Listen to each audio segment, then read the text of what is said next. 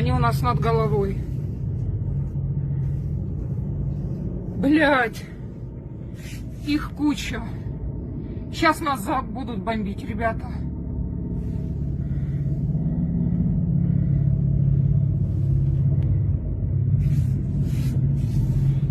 Неизвестно, кто это. Целое поле вертолетов. Сейчас Гостомеле пиздец. Я не знаю, кто это.